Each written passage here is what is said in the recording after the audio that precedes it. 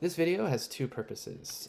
First, I'm going to talk about the various books that we're reading for our class and why we're reading those. And then second, I'm going to talk about some ideas and methods for uh, reading scholarly nonfiction texts because they're different. It's different to read a nonfiction work of history than it is to read a novel, even historical fiction. Um, you don't want to just read it straight through. And so especially in the context of our course, where we only have 4 weeks together to work on the Mexican Revolution. We are reading heavy in this class because that's what historians do.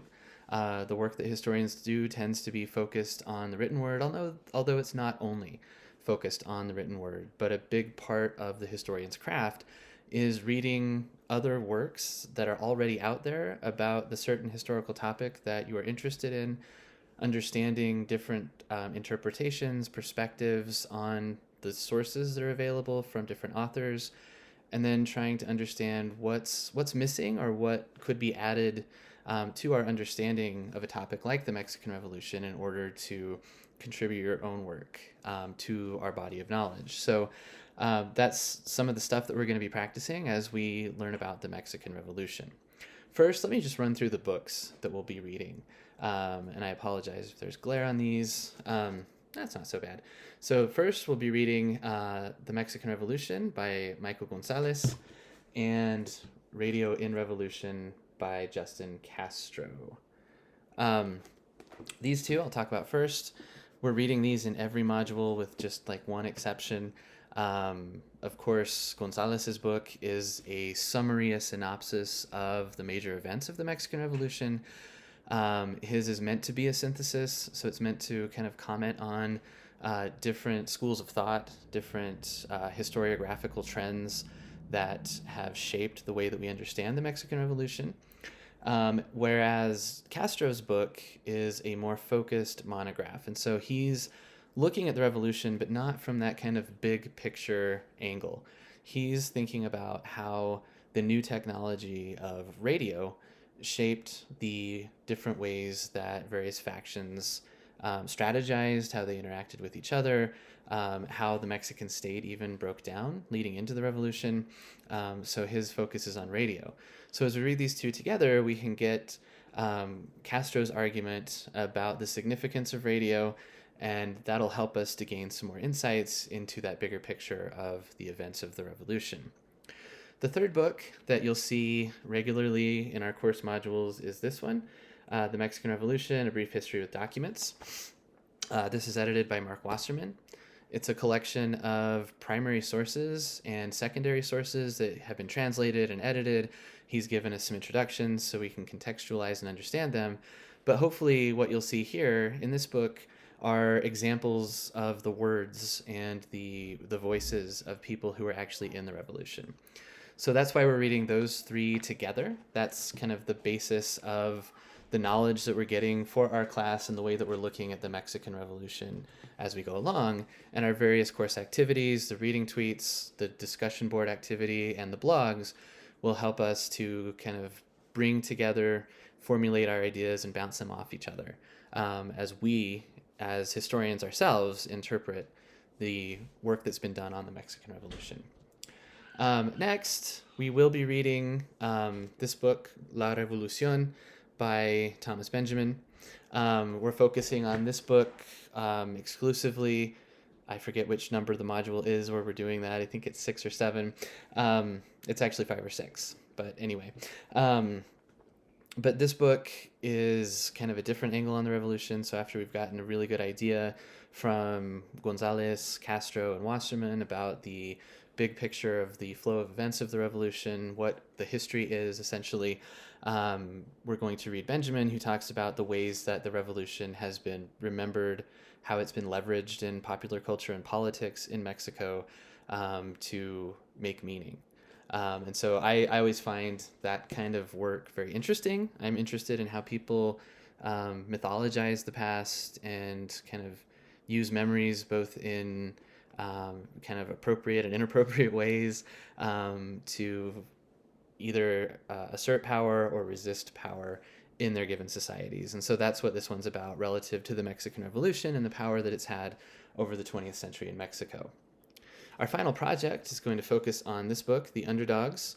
Mariano Azuela, this is one of the main kind of most well-known novels of the Revolution that was written as a serial while the Revolution was happening. So Azuela was a participant. He rode briefly with Pancho Villa's army, and he has kind of a very important view for us to think about how everyday folks who fought in the Revolution actually understood it or not.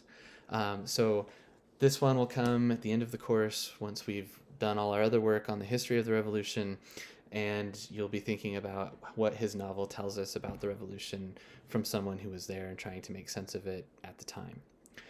Finally, this one is for graduate students, those of you enrolled in History 566. So those of you in 466 do not have to get this one, but it's this book, Unrevolutionary Mexico by Paul Gillingham.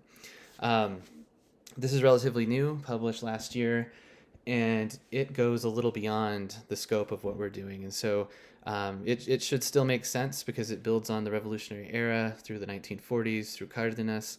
But Gillingham is looking at how a revolutionary, what's seen as like the first social revolution of the 20th century, how did that result in what has been called a dicta blanda, or kind of a soft dictatorship? So there was never a military state in Mexico, and that's something he wants to kind of understand why that didn't happen. But he also wants to look at how the dicta blanda came about. And so I'll allude in some of the course modules to the idea of the perfect dictatorship. That's something that writer Mario Vargas Llosa said about Mexico, the Mexican state. It's just another way of saying dicta blanda. It's kind of the same idea that there was a single party state. It was essentially a dictatorship, even though it had the trappings of democracy. And so again, one of the questions is how and why could that happen coming out of a revolution? And so that's an interesting thing that we'll be looking at because what it does is it builds on newer historiographical trends, newer interpretations, or I should say more recent interpretations of the meaning of the revolution. And that's something that, especially as you work in grad school, you really need to understand the historiography and the ways that interpretations of history have changed over time. So how have historians written about events, and how has that perspective changed over time, and why? And so that book will help us get into that. If you're a grad student, you'll be reading that, probably start somewhere halfway through the class. You'll be focusing your final blog post on that book. All right, so in terms of reading, I'll post a link to an article about how to read a book in 2 hours. I think it has a lot of good suggestions. You really want to not read word for word. Most of us can't read fast enough for that to be possible in the context of a course like this one, or even, as a historian doing the work that I do. It's impossible to read every single thing, although I try to read most of it. I'm responsible for reading every single thing about my field, right? And so one way that historians approach this is by looking at tables of contents, reading the introduction to books thoroughly. I'll often read the introduction and then I'll jump to the conclusion or the epilogue, depending on what book it is, and kind of look at how the author has framed their work. What are their main arguments? What kinds of sources are they using? How are their interpretations going to differ from others that have been written before? What are they adding to our understanding of a topic like the Revolution? And so you want to have questions in mind as you read. Again, I like this bookend kind of strategy, reading the intro, the conclusion, and then going back to the middle chapters and reading each of those in essentially the same way. So often there will be headings in each chapter. There's kind of an introduction to the chapter, a little conclusion within the chapter, and then the body of what has been written. I will try to read the first part of each chapter with a little more detail, and then I'll start skimming. I'll read topic sentences. I'll stop and read a little more thoroughly if I get lost, or if there's something that I'm really interested in and want to know more about. But otherwise, I make sure I understand what the flow of the argument is. I look at how the author's using sources, but don't worry about getting every single word, but instead understanding what is the author saying in this chapter, in this chapter, in this chapter, and how do those fit in to the bigger arguments and frameworks that the author said they were working toward in the introduction and the conclusion. You, of course, want to use the endnotes. So look at what citations the authors are giving, how are they using sources, and think about, again, are they using a secondary source here when maybe they could have used or should have used a primary source? Questions about methodology are important.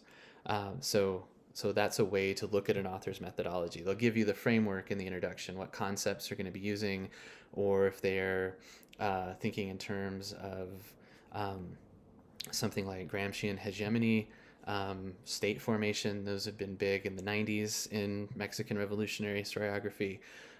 Or if they're using something else like pop culture, newspapers, Castro uses a bit more of that in Radio and Revolution.